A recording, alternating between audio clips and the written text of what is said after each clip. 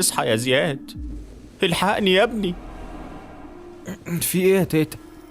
جدك حبس نفسه في المكتب ومعاه مسدسه. ايه؟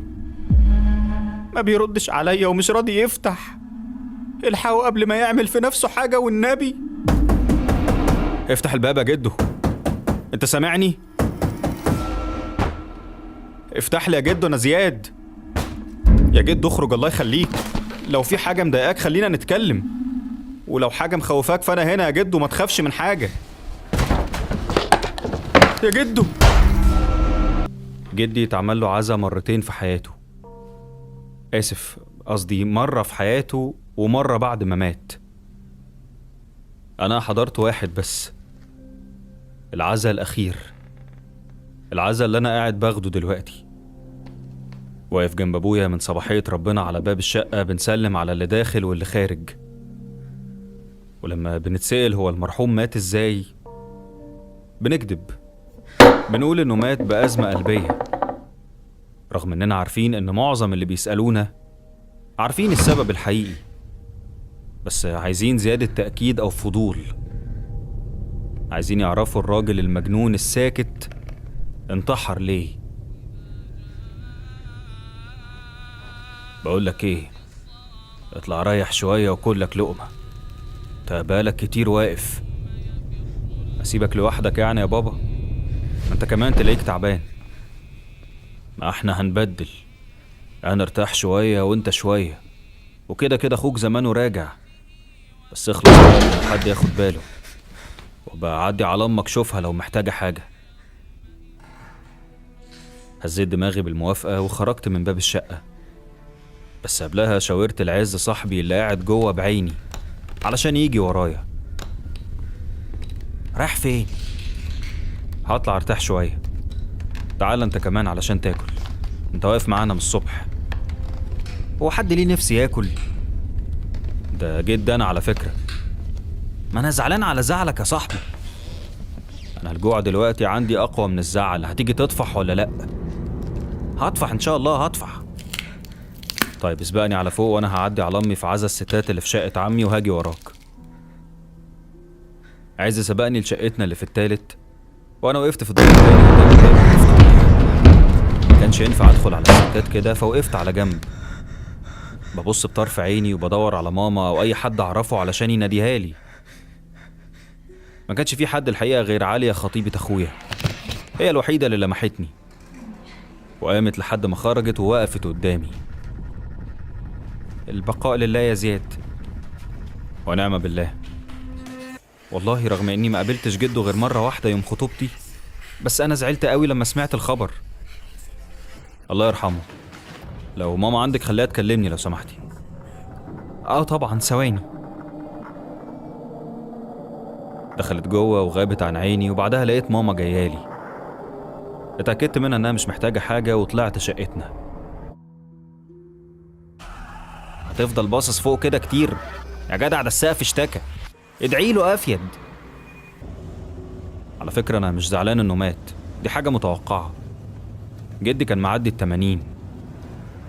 انا زعلان انه مات كده منتحر.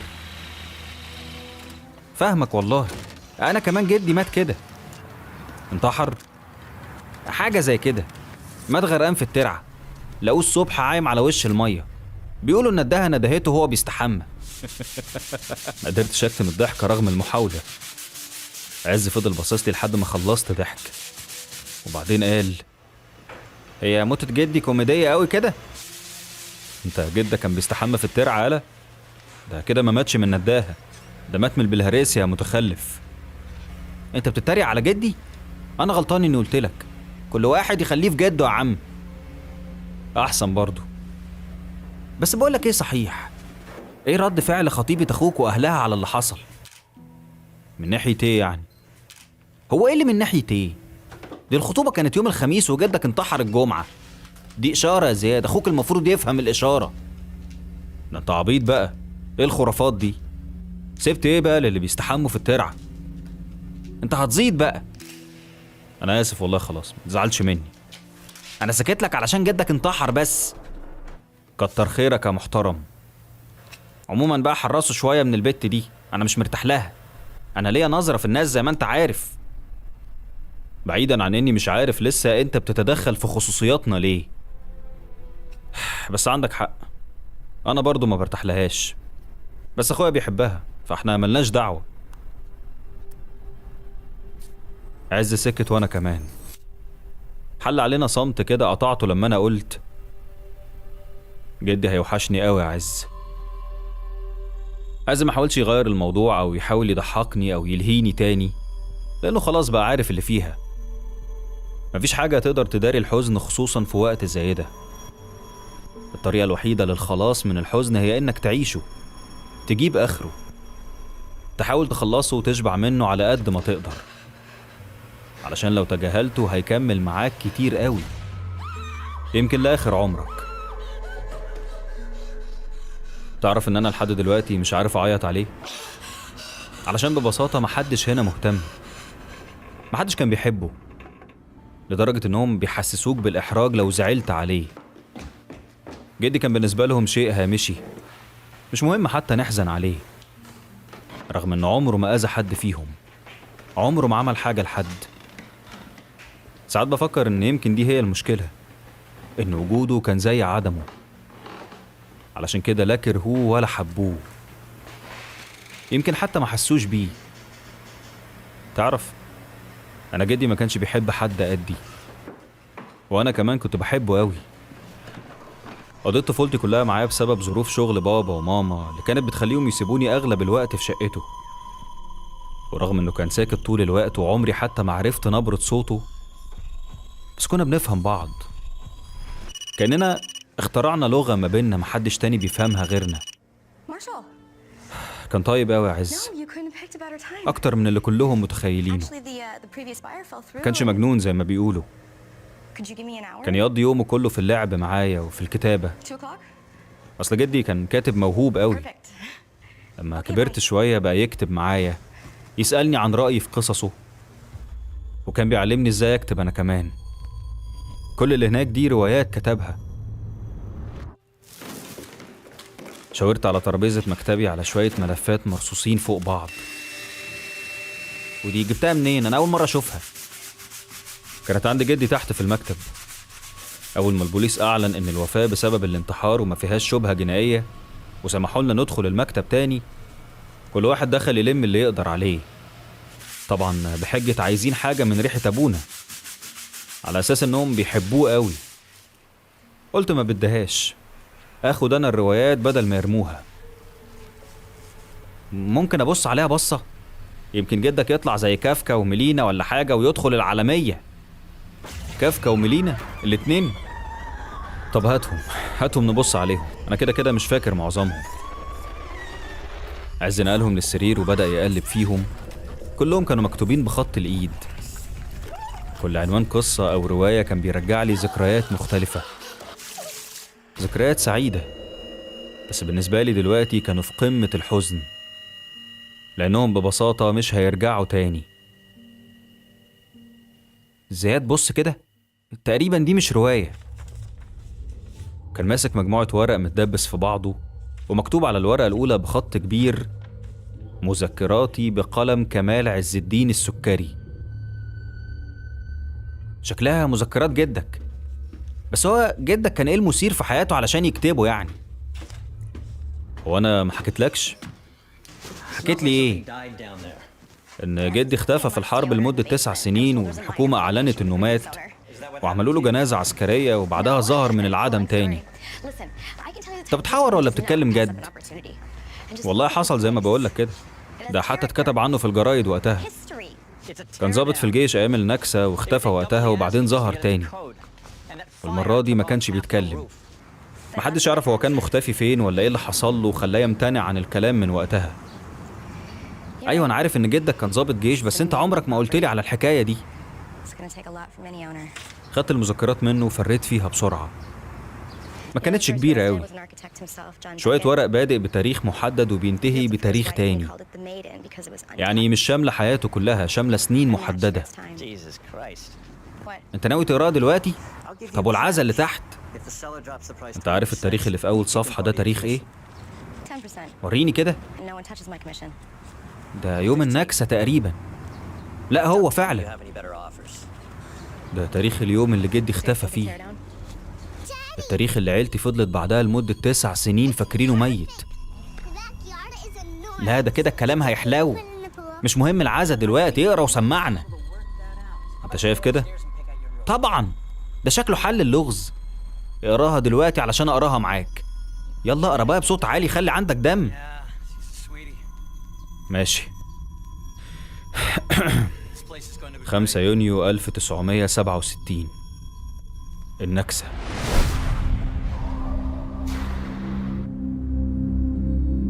خمسة يونيو 1967 النكسة.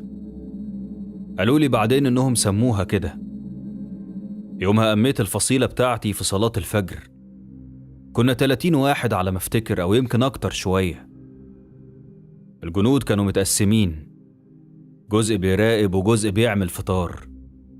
كنت وقتها لسه ضابط صغير، ملازم أول، وكنت قائد الفصيلة. يومها كنت قاعد في الخيمة الصغيرة بتاعتي. كنت لسه مخلص تقرير المفروض أبعته الصبح لقائد الكتيبة، وبالمرة استغليت شوية الوقت الفاضيين ونسمة الهوا الحلوة بتاعت الفجر، وقعدت أكتب رسالة لأهلي، خصوصا إيناس مراتي. أنا في حاجتين بحبهم في حياتي، إيناس والكتابة، فسلام بقى لو قدرت أدمج بينهم في حاجة واحدة، وهي الرسايل.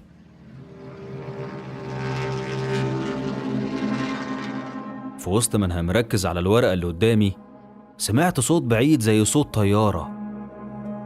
وقتها اللاسلكي لقط إشارة. الكلام ما كانش واضح، وفيه تشويش قوي وتصفير على جميع كل مكان.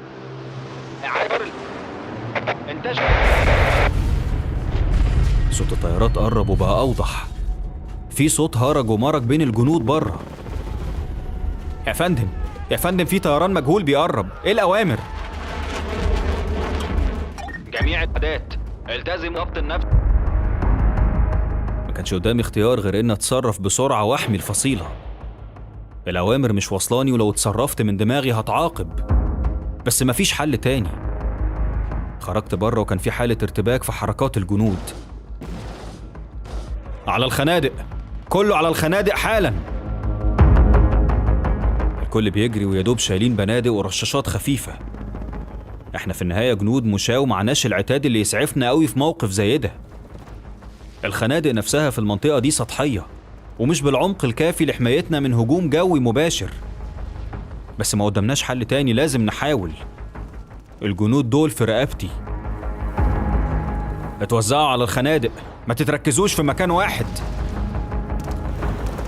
الوقت كان بيعدي بسرعة جدا، وقدرنا نشوف طيارتين على بعد ثواني من موقعنا. نزلنا كلنا في الخنادق، واللاسلكي كان لسه مستمر يلقط إشارات مشوشة، لا بتقدم ولا بتأخر. ثابت، محدش يشتبك إلا بأمر مني. والحقيقة إن ملحقتش أدي الأمر ولا لحقت أفكر أصلا، لأن القصف ابتدى. طيارات استهدفوا الخيام والخنادق بقنابل، وفجأة كل حاجة اتحولت لنار. كل حاجة بتحصل قدامي بالبطيء. الوضع كان مأساوي. الجنود بيترموا في الهواء، في منهم بيجري وهو بيتحرق حي. مش سامع غير أصوات صرخات وأصوات تشويش وصفير. الخندق اللي أنا فيه ولع، وشوية جنود قريبين مني أصيبوا بشظايا. كنت قادر أشوف الأجزاء المتبقية منهم، دمهم عليا أنا والجندي اللي جنبي. الجنود دول كلهم أنا عارفهم واحد واحد، أعرفهم بالاسم. فجأة كده خلاص. يا فندم رد عليا، انت سامعني؟ الجندي اللي جنبي لقيته عمال يهزني جامد، وباصص لي بقلق وماسك دماغي بإيديه. ساعتها بس حسيت بألم لا يحتمل. كنت دايخ، كحيت جامد، وحسيت بحاجة دافية بتغرق وشي وهدومي. سيادة الملازم مصاب، حد سامعني؟ الملازم اتصاب. الطيارات ظهرت قدامنا تاني على ارتفاع منخفض، وكلنا كنا عارفين خطوتهم اللي جاية. هيضربوا رصاص يا فندم، نعمل ايه؟ الجندي، وكان اسمه مسعود على ما افتكر، يأس من حالتي وبطل زعيق، وكأنه رضي بالأمر الواقع. وطى وخد دماغي في حضنه، وسمعته بيقول وهو بيعيط: قولي الشهادة يا فندم، أشهد أن لا إله إلا الله وأشهد أن محمدا رسول الله. أشهد أن لا إله إلا الله وأشهد أن محمدا رسول الله.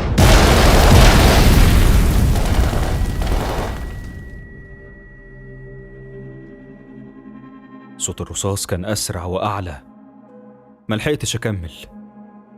كل اللي حسيت بيه هو صوت صراخ، وبعدين خبطة جامدة في جسمي، وبعدها شفت السما كانت مليانة دخان ونار.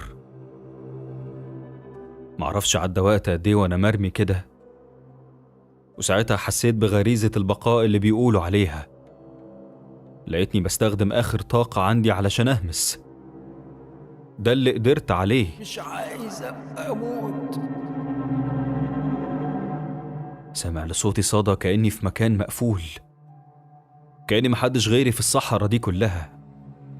حاسس بسقعة، حتى الألم ما بقتش قادر أميزه. حد يلحقني، أنا مش عايز أموت كده.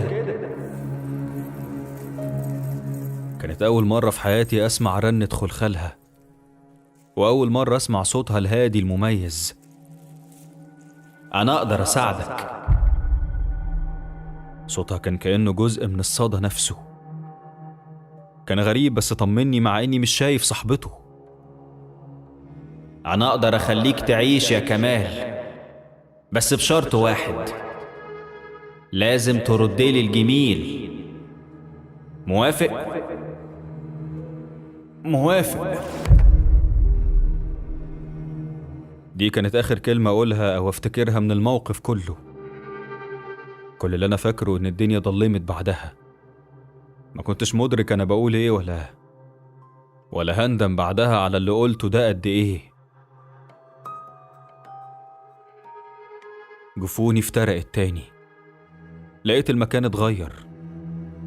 كنت نايم في خيمة حجمها متوسط، نايم على حاجة طرية ومتغطي. ما كانش عندي وقت كافي إني أستوعب أنا فين، ده لأن الغطا اللي قافل مدخل الخيمة اترفع، ودخل معاه ضوء الشمس اللي ما قدرتش استحمله، فحطيت إيدي على عيني. أخيرا صحيت. نزلت إيدي ورمشت لحد ما عيني ابتدت تاخد على النور، وبصيت لصاحبة الصوت. كانت بنت لابسة بدوي ومغطية شعرها، عينيها خضرة وبشرتها بيضة على عكس الصورة النمطية في دماغي عن البنت البدوية. كانت جميلة، جميلة فعلا، وجمالها زاد لما ابتسمت وهي بتقول: ده أنا خفت ما تصحاش تاني، قلقتني. انت مين؟ أنا اللي لولايا كان زمانك ميت دلوقتي. انت اللي أنقذتيني؟ حظك حلو إني سمعتك، حالتك كانت صعبة بس قدرت ألحقك. وزمايلي، حد من اللي كان معايا عايش؟ قمت بسرعة من الانفعال وأنا شايف كل اللي حصل وقتها بيتعاد قدامي تاني. حسيت بوجع رهيب في جسمي كله. من غير ما أحس حطيت إيدي على صدري مكان الوجع، وأدركت وقتها إن معظم جسمي ملفوف بقماش أبيض، مش شاش بس حاجة مأدية نفس الغرض. شكل إصابتي كانت كبيرة جدا وفي أكتر من مكان. البنت قربت مني بسرعة وحطت إيديها على كتفي وحاولت ترجعني أنام تاني، بس أنا ما استجبتش وفضلت زي ما أنا. ما ينفعش تتحرك كده، جروحك لسه ما التأمتش، لازم ترتاح. جاوبيني أرجوكي، زمايلي حصل لهم إيه؟ كل اللي كان هناك مات، مفيش ناجي غيرك. نفس شعور قبضة القلب جالي تاني لما قالت جملتها الأخيرة. المنظر اللي شفته قبل ما أغيب عن الوعي كان مخليني متأكد من قبل ما أسأل. مستحيل حد يعيش بعد اللي أنا شفته ده، بس اشمعنى أنا؟ ليه أنا دونا عن الكل؟ كنت أتمنى أنقذ جنود كتير بس للأسف. صوتها خرجني من سرحاني ورجعني أركز معاها تاني. تحديدا خلاني أخد بالي إنها لسه حاطة إيديها على كتفي وقريبة مني زيادة عن اللزوم. سحبت نفسي من تحت إيديها بحاول ما احرجهاش، يمكن مش واخدة بالها. من فضلك يا أنسة قوليلي إيه اللي حصل؟ إيه سبب الهجمة اللي حصلت علينا؟ وإيه اللي حصل بعدها؟ لو كنت أعرف كنت قلتلك. أنا قاعدة هنا بين الجبال، لا بشوف حد ولا بسمع من حد. هو أنتي هنا لوحدك؟ أصلي ما بحبش الدوشة، بحب دايما أبقى حرة أعمل اللي أنا عايزاه. بس مش خطر عليكي تبقي لوحدك في مكان زي ده؟ أهلي قريبين من هنا، لو حصل أي حاجة بلجأ لهم، هما كمان بيزوروني من وقت للتاني. غريبة فعلا، بنت تعيش لوحدها في الصحراء. يمكن غريبة شوية، بس هعمل ايه بقى؟ حكم القوي. كانت مدياني ظهرها وهي بتتكلم، وأول ما لفت شفت حاجة غريبة. وشها كان عليه حاجة زي تشويش استمر لثانية مثلا، وبعدين وشها رجع طبيعي تاني. حطيت ايدي على عيني وحاولت أركز، إصابتي مأثرة عليا. انت كويس؟ مفيش، بس عيني مزغللة شوية، شكلي لسه دايخ. أنا هسيبك ترتاح شوية على بال ما أحضر لك أكل. أنا مش عارف أشكرك إزاي يا أنسة. غوايش. غوايش؟ اسمي غوايش، بيقولولي الست غوايش، بس أنت قولي غوايش عادي. وأنت اسمك إيه بقى؟ كمال، اسمي كمال. تشرفنا يا سي كمال. بس أنا كنت عايز أسألك، اسمحيلي يعني لو مش هضايقك. انتي بتتكلمي زي بالظبط بلهجة القاهرة، هو انتي مش من هنا؟ اصلا امي من مصر، القاهرة يعني، وكمان عشت هناك فترة كبيرة من طفولتي، علشان كده بعرف اتكلم زيك، وقلت اكلمك بلهجة تفهمها كويس. هسيبك دلوقتي ترتاح، عن اذنك. اتفضلي.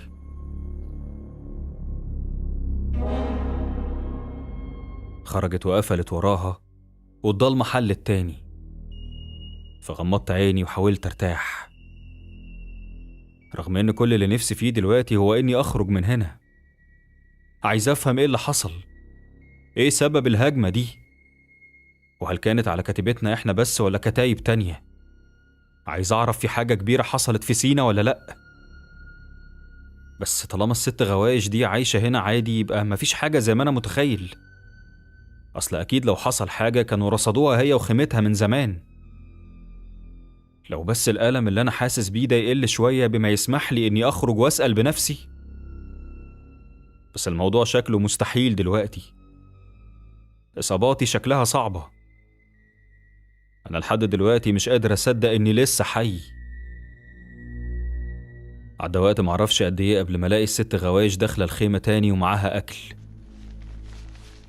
أنا عملت لك أكل خفيف على قد ما قدرت علشان تعرف تاكله. تسلم إيدك يا ست غوايش.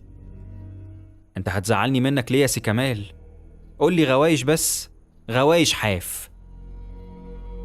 كتر خيرك يا غوايش، أنا مش عارف من غيرك كان حصل لي إيه. كنت هتموت طبعا. عندك حق، جميلك ده على راسي، وأنا متأكدة إنك هتردهولي. ده انتي داخلة على طمع بقى. أموريني. كله بأوانه، المهم تبقى كويس دلوقتي وتسترد صحتك.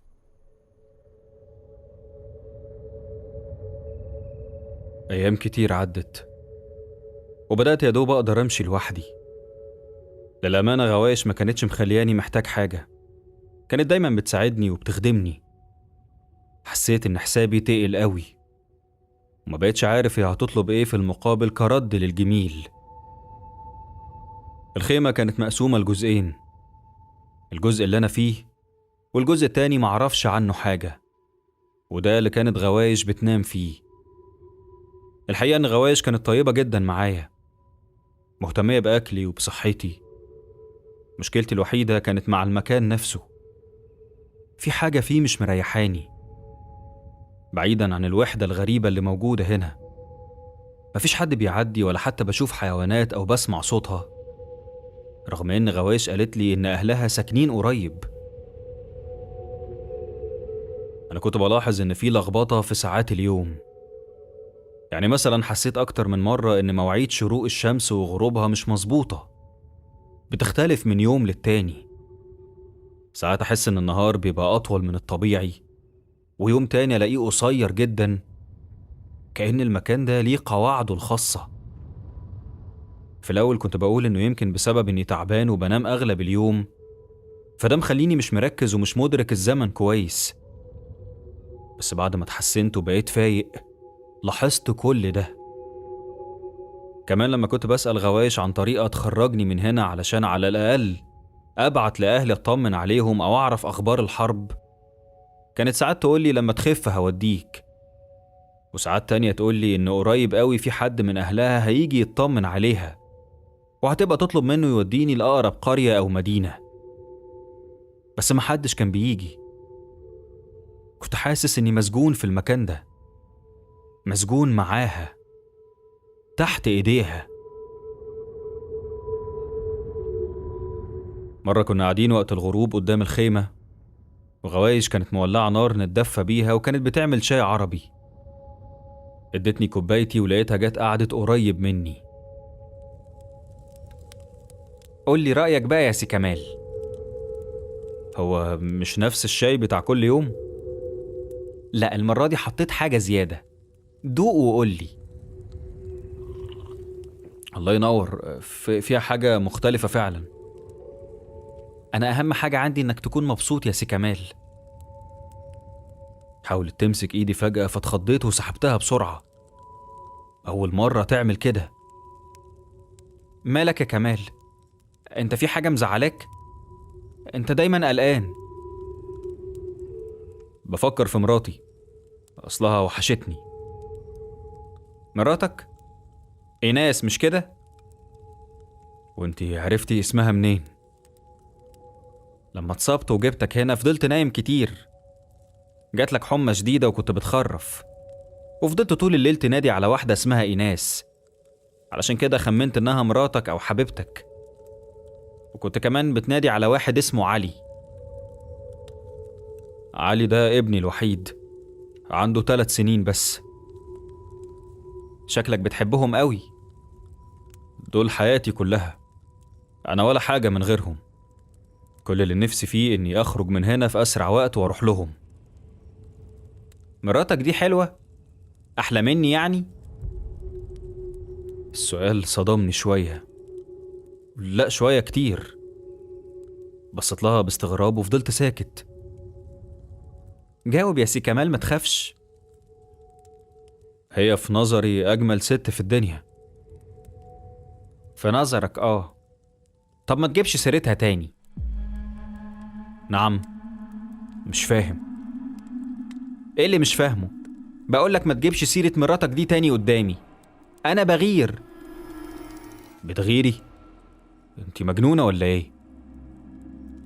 غوايش وقفت فجأة ومشيت كام خطوة، وبعدين بصيت لي تاني وبدأت تزعق. انت اللي ناوي تجنني يا سي كمال. وانا مالي ومالك؟ انت عارف ان انا بحبك. ايه الكلام الفارغ ده؟ يعني ايه بتحبيني؟ بقولك انا راجل متجوز. متجوز ده هناك مش هنا، انت هنا عندي، يعني تمشي بشروطي. عندك فين وعندي فين؟ انت لو ما بطلتيش تخريف انا همشي. وريني هتمشي ازاي، اتفضل. شاورت لي على الصحراء اللي قدامنا. اول ما الشمس تطلع همشي فورا. هو انت فاكر ان في حد بيمشي من هنا؟ يعني ايه؟ هتحبسيني؟ لا مش هحبسك، امشي وجرب بنفسك. ولو على الشمس يا سيدي اطلعها لك حالا، حتى شوف، اطلعي يا شمس يا شموسة.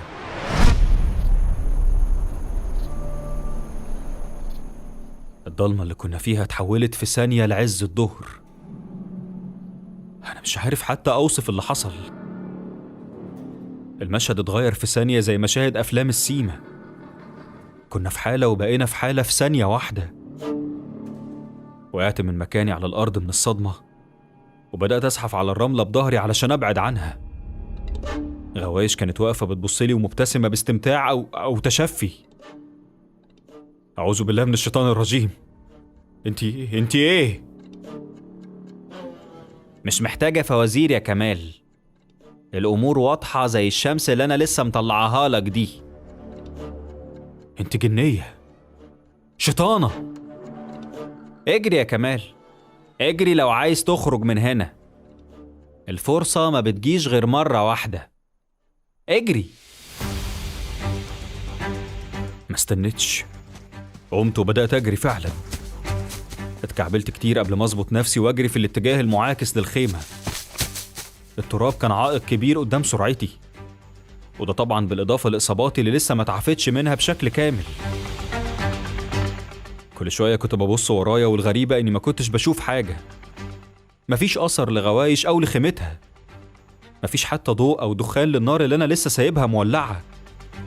كأني بجري في الصحراء بطولي، كأني أنا الكائن الحي الوحيد هنا. الدنيا عتمة قدامي، ويدوب بميز طريقي بصعوبة على ضوء النجوم البسيط. استمر الوضع ده لوقت مش عارف حتى إذا كان كتير ولا قليل، بس كل اللي أنا متأكد منه إني خلاص نفسي اتقطع وما بقتش قادر أكمل. وفي اللحظة دي شفت ضوء قدامي من بعيد زي نار. تحملت على نفسي وكملت جري، اتحول بعد كده المشي مرهق وأنا بقرب من النار اللي كانت قدام خيمة. فضلت تظهر كل ما أقرب لحد ما تأكدت من وجودها. لما وصلت لها لقيت حد قاعد جنب النار ومديني ظهره، وقبل ما أتكلم أو أفكر أنادي، الشخص ده لف كانت هي. هتفضل تجري كده طول الليل لحد ما نفسك يتقطع. استهدى بالله يا سي كمال وتعالى كمل الشاي بتاعك. طب إزاي؟ أنا لسه سايبها هي والخيمة ورايا من وقت مش قليل. كملت جري تاني رغم التعب والوجع. كملت، لازم أبعد عنها. فضلت أجري، كل ما أبص ورايا ألاقي الخيمة موجودة لحد ما غابت عن نظري تماما. كملت جري وأنا حاسس إني هموت.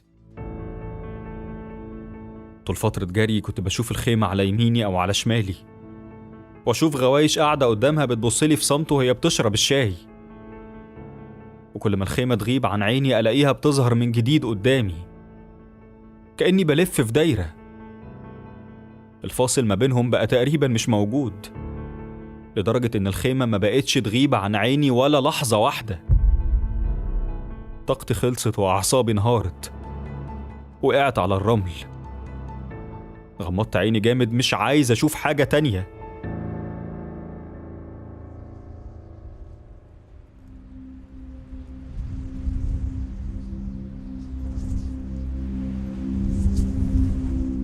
مرت لحظات من السكون، معرفش إذا كان المفروض أقول عليه مريح ولا مقبض. كنت بترعش لدرجة إن أسناني كانت بتخبط في بعضها، وصوتها كان عالي. ساعة الصحراء والخوف اللي أنا فيه اتكتروا عليا. حاضن نفسي بدراعاتي ومنكمش على نفسي، معرفش مستني إيه. دقايق عدت وأنا في مكاني، مفيش أثر لغوايش أو خيمتها. وللمرة الأولى آخد بالي من الصحراء اللي أنا فيها. صحراء وضلمة من كل ناحية، ملهاش أي ملامح، لا جبال ولا صخور، مجرد تراب ممتد على مرمى البصر من كل ناحية. مستحيل أقدر أحدد مكاني أو أرجع للحتة اللي جيت منها. أي خطوة دلوقتي معناها إني هتوه، ومصيري هيبقى إيه غير الموت. مش سامع غير صوت صفير الهوا وصوتي وأنا بتنفس. وتقريبا لمحت حاجة بتتحرك بطرف عيني. لما بصيت ما لقيتش حاجة. لمحت حاجة تانية على يميني، وبرضه لما بصيت ما لقيتش حاجة. كنت حاسس بالخطر، معرفش من ايه بالظبط، بس كل اللي كان في دماغي اني لازم اتحرك. لو فضلت واقف هتحصل حاجة. بدأت امشي في خط مستقيم. انا كده كده تايه، لما توه ابعد شوية مش هتفرق. مع كل خطوة بمشيها كنت بسمع خطوات ورايا، خطوات أكتر من شخص، كأن في مجموعة ماشية ورايا، ولما أقف يقفوا، أمشي يكملوا ورايا. بسم الله الرحمن الرحيم. أعوذ بكلمات الله التامات من شر ما خلق. أعوذ بكلمات الله التامات من شر ما خلق. استجمعت شجاعتي وبصيت ورايا بالراحة، والحمد لله ما لقيتش حد. كملت مشي ورجع الصوت تاني، بس كنت حاسس إن الخطوات بقت أسرع مني. في الأول كانت بتحاكي سرعتي وخطواتي، بس دلوقتي زادت شوية. وقفت علشان أتأكد من الصوت، بس اللي حصل المرة دي ما توقعتهوش. الخطوات ما وقفتش معايا، بالعكس سرعتهم زادت لدرجة إنهم كانوا بيجروا بسرعة رهيبة، وسمعت التراب زي ما يكون بيتحرك من تحتهم. كانش قدامي غير إني أجري أنا كمان وأنا سامعهم بيجروا ورايا. فضلت مكمل ومش مستعد أقف نهائي. أيا كان اللي بيجروا ورايا دول لو وصلوا لي أنا متأكد إنها هتبقى نهايتي. دقايق مرت كنت حاسس فيهم إن نفسي هيتقطع. الألم في صدري وجنبي كان لا يحتمل. أنا ضابط جيش، مش سهل إن أتعب بسرعة، بس مع إصابتي ومع خوفي ومع الرمل التقيل ما قدرتش أكمل.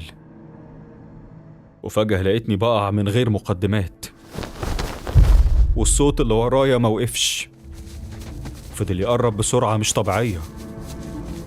غمضت عيني من الخوف وحاولت أحمي جسمي بإيديا بحركات يائسة. غوايش! صوتي رن في الصحراء كلها بصدى قوي. كل الأصوات بعد اختفت. مفيش خطوات، مفيش صوت للهوا، مفيش أي حاجة غير شعوري بإيد على دماغي. اتفزعت بس ما كنتش قادر أتحرك ولا أتكلم. جسمي كان ثابت كأني متجمد. الإيد بتطبطب على دماغي بهدوء مخلي جسمي كله يقشعر من الخوف، لحد ما فجأة لقيت صاحب الإيد بيميل راسه بسرعة من ورايا، لحد ما بقيت شايف وشه. قصدي وشها. نادتني تاني يعني؟ دلوقتي بقيت حلوة؟ مش هربت مني وحسستني إن أنا ولا حاجة بالنسبة لك يا سي كمال؟ يا ست غوايش فهميني بس، أنا هنا ليه؟ حبساني ليه؟ أول حاجة أنت اللي طلبت تيجي هنا. أنت ناديت عليا، لما لقيتك صعبت عليا. كنت هتموت يعني هتموت، ولا ألف حكيم منكم يقدر على شفاك، بس أنا كنت أقدر، وما هنش عليا أسيبك تموت لوحدك. دي جزاتي؟ على عيني وعلى راسي يا ستي، والله كتر خيرك، بس أنا برضو بعمل إيه هنا؟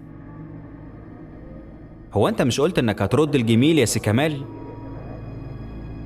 جميلك على راسي، بس ده يترد إزاي؟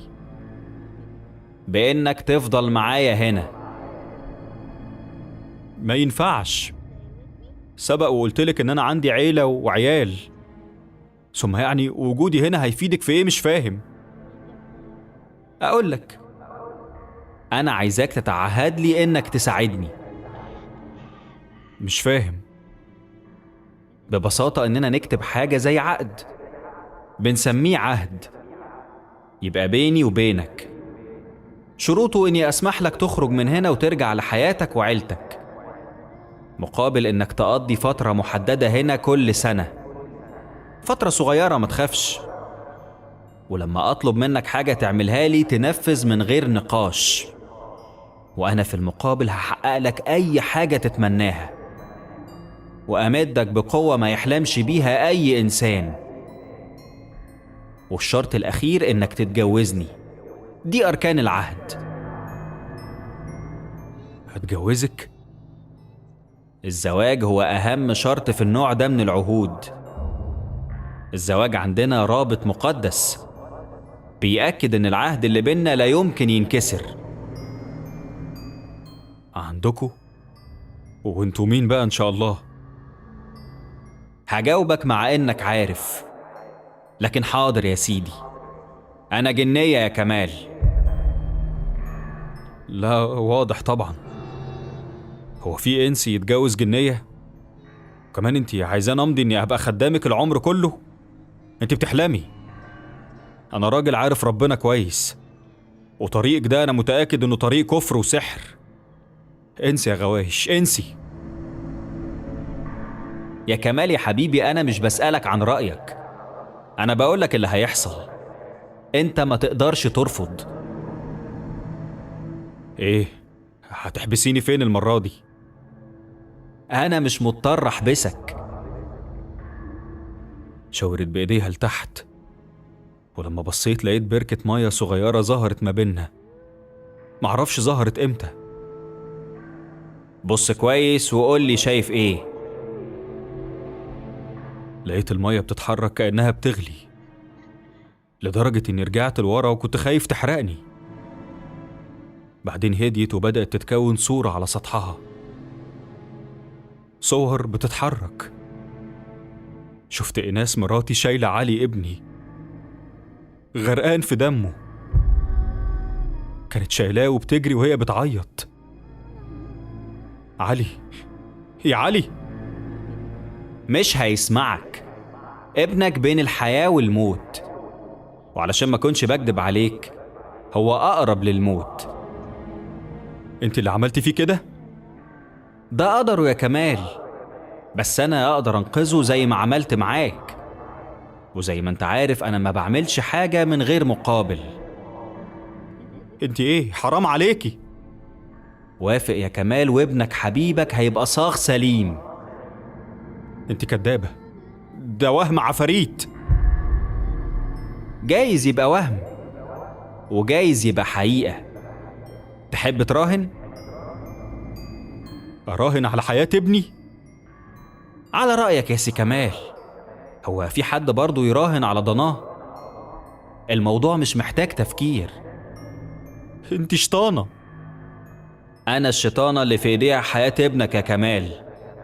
فوق لنفسك بقى وخد قرارك قبل ما القدر يبقى أسرع منك.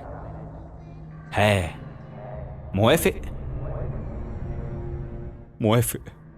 أنا موافق يا غوايش، بس ابعدي عن ابني.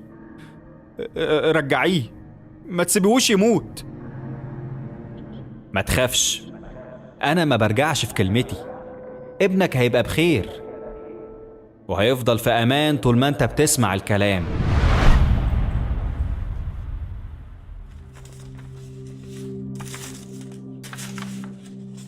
الصفحة كانت خلصت فقلبت للي بعدها، وقبل ما أكمل قراية لقيت ظرف صغير بيقع من المذكرات. أنا وعز بصينا لبعض بترقب، ومسكت الظرف وقلبته بين إيدي. كان شكله أجدد من باقي الورق. ما تفتحه، شكله فيه حاجة مهمة. مش عارف يا عز، خايف. خايف ليه؟ ده شكل القعدة هتحلو. افتحه افتحه. خدت نفس وفتحته. كان جواه ورقة متطبقة وسلسلة شكلها غريب. الدلاية بتاعتها ليها شكل مميز، مش لاقي لها شكل هندسي معين يوصفها. هي مزيج ما بين شكل دائري من تحت ومثلث من فوق، وليها حواف كتير متنية وطالعة من الجناب. لونها تدرج من اللون الأزرق والأحمر والكحلي عند الأطراف. كان حجر بس شكله مش طبيعي. عز خد مني السلسلة وفضل يتفحصها، وأنا فتحت الورقة. كانت بخط إيد جدي برضه. وشكلها أحدث من ورق المذكرات، يعني مكتوبة من قريب. هو ده اللي بفكر فيه. إيه هو اللي بتفكر فيه؟ دي ممكن تكون رسالة انتحار جدك. هنعرف دلوقتي.